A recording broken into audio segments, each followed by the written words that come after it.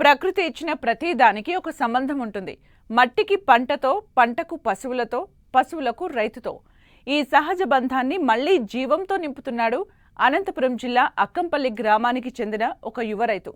చదివింది MCA, చేసింది software ఉద్యోగం. కానీ మనసు మాత్రం మట్టి వైపు లాగింది. ఉద్యోగ జీవితాన్ని వదిలి ప్రకృతి వ్యవసాయాన్ని జీవితంగా ఎంచుకున్న ఆ కథ ఇప్పుడు చూద్దాం.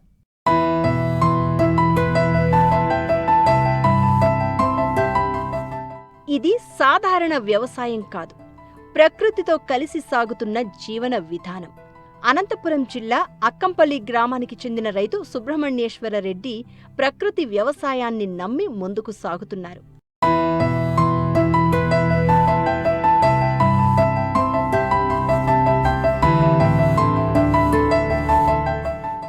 MCA పూర్తి చేసి కొంతకాలం సాఫ్ట్వేర్ ఉద్యోగం చేశారు సుబ్రహ్మణ్యేశ్వర రెడ్డి.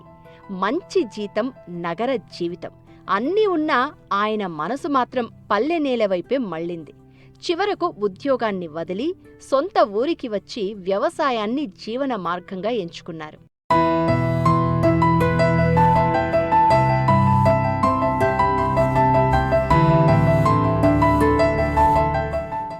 ప్రకృతి వ్యవసాయానికి పునాది పశు సంపదే అని భావించిన ఈయన దేశీ ఆవుల పెంపకాన్ని ప్రారంభించారు.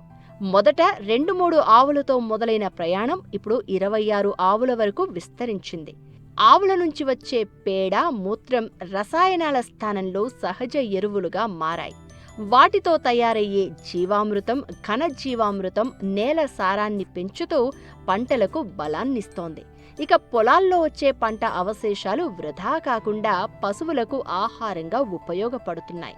ఇలా పశువులు, పంటలు, నేల పరస్పరం ఒకదానికొకటి ఆధారంగా ఉండే సహజ చక్రంగా మారాయి. వ్యవసాయం అంటే కేవలం పంటలు పండించడం మాత్రమే కాదని, ప్రకృతిని కాపాడుతూ జీవన విధానాన్ని నిర్మించుకోవచ్చని సుబ్రహ్మణ్యేశ్వర రెడ్డి నిరూపిస్తున్నారు. నేను MCA చదువుకున్నానండి. ఆ తర్వాత జాబ్ కొన్ని రోజులు చేసి తర్వాత కంప్లీట్గా వ్యవసాయంలోకి వచ్చేసినాను.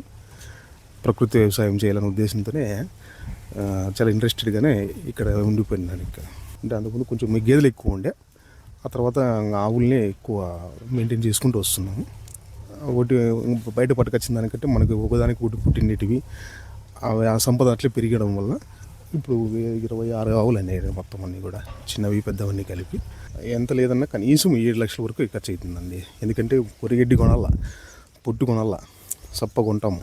అంటే మనము మన పొలంలో వేసుకునేది కాక మళ్ళీ బయటని తెచ్చుకోవాలనుకున్నామంటే 26 ఆవులకి మెయింటైన్ చేయాలంటే ఏడాది పాటికి సరిపోతుందండి. ఇంకా తక్కువ వస్తుంది. ఎందుకంటే మళ్ళీ మనం పచ్చిగడ్డి పెట్టుకున్నాము. పచ్చిగడ్డి కాకుండా అప్పుడప్పుడు మళ్ళీ మధ్యలో ఒరిగడ్డి కూడా తోలుతానే ఉంటామండి. సో ఇంత ప్రాసెస్ ఉంటుందండి, కొంచెం కష్టంతో కూడుకున్నది. బట్ మేమేమంటే బయట లేబర్ని పెట్టుకోకుండా మా ప్రేమ అభిమానంతో మేము ఇంట్రెస్టెడ్గా మా కుటుంబ సభ్యులందరూ కలిసి ఈ ఆవులు మెయింటైన్ చేయాలనుకుంటున్నాము. మాకు ఒక మనసులో ఒక ఆధ్యాత్మికంగాను అన్ని రకాలుగా పీస్ఫుల్టీ ఉంది. ఆ ఉద్దేశంతో మేము ఈ ఆవులు మెయింటైన్ చేస్తూ ఉన్నామండి. ఆ కొన్ని రోజులు మేము బయట మళ్ళీ సెల్లింగ్ చేయకోకుండా మేమే స్టాక్ పెట్టుకొని ఎప్పుడు కావాలంటే అప్పుడు ఆడించుకొని వచ్చి అదే దానాగా వాడుతున్నాము. ఇంకా బయట ఇంకా దాంట్లోకి ఇంకా మిక్సింగ్ అంటే 2-3 రకాలు మిక్సింగ్ చేసి వాడితే ఆవు మంచిది అవుతుందని చెప్పేసి బయట మొక్కజొన్నలు కొన్నాము లాస్ట్ ఇయర్. ఈసారి కందులు మేమే వేసినాం కాబట్టి దాంట్లో కొంచెం దాన్నే మిగిలిపెట్టుకొని పెట్టినామండి. ఎందుకంటే దాంట్లో నుంచి పొట్టు వస్తుంది. బిజినెస్ టైప్లో పోలేదండి, మేము ఆధ్యాత్మిక టైప్లోనే. ఇక్కడ మనకి మంచి దేశీ ఆవు పాలు తాగితే ఆరోగ్యము, పిల్లలకి ఆరోగ్యము. ఇంకోటి ఏంటంటే మేము ఇప్పుడు పంచగవ్యము, జీవామృతము ఇవి పిడకలకు వాడతామండి. మాకు 2 ప్యాడ్ గ్యాసులు ఉన్నాయని చెప్పి బయోగ్యాస్. ఆ 2 బయోగ్యాస్లకి మిగిలిపోగా ఇంకా ఉంటే దుబ్బలే గ్యాస్తాము. ఎందుకంటే అదంతా మనకు ఎప్పటికప్పుడు గ్యాస్ కాదు కదండి, మాకు సిలిండర్ గ్యాస్ ఏం లేదు. మేము ఎప్పటికీ ఇంతవరకు లేదండి, ఎందుకంటే అదే వాడుతున్నాము, మేము బయోగ్యాసే వాడుతున్నాము. జీవామృతము, పంచగవ్యము ఇవన్నీ రెడీ చేసుకోవడానికి ఈ గంజు, పేడ ఇదంతా వాడుతున్నాము. మనం బయట దానా కూడా ఎక్కువ వాడాలండి. మన మ్యాక్సిమం మేము కొనకొచ్చుకొని అంటే ధాన్యమే కొనకొచ్చుకొని, అంటే మనం ఆల్రెడీ కూరలు అన్నీ వాడేసినాము. ఒకసారి ఉలవలు కొంటాము. అంటే మాకు పండినది కాకుండా ఏదైనా కావాలనుకున్నప్పుడు అవి కొనుకొచ్చుకొని దీనికి మిక్సింగ్ చేసుకొని దానా తయారు చేసుకుంటామండి. బట్ ఈ సైలేజ్ బేల్స్ అంటే కొంచెం ఇందుకు ముందు అయితే గవర్నమెంట్ ఇస్తాను అండి, ఈ ఎందుకో ఇప్పుడు కొంచెం ఇంకా రావట్లేదు. ఆ సబ్సిడీ కింద ఇస్తే మేలు అనేది మా ఉద్దేశం ఉంది. ప్రకృతిని నమ్మితే నేల తిరిగి జీవిస్తుంది. పశువులను ఆదరిస్తే వ్యవసాయం నిలబడుతుంది. ఈ యువ రైతు చూపిస్తున్న దారి భవిష్యత్ వ్యవసాయానికి ఒక మార్గదర్శకంగా నిలుస్తోంది.